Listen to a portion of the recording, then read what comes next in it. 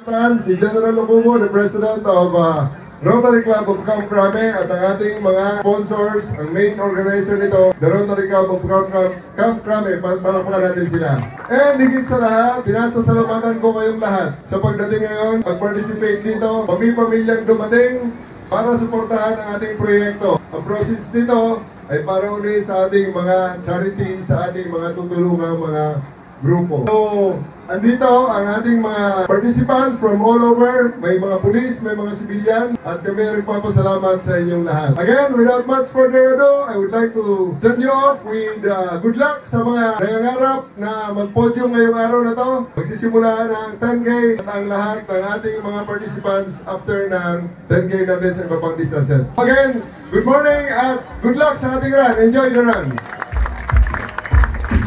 Thank you very much, sir, and we are very much delighted with your presence, not just presence, but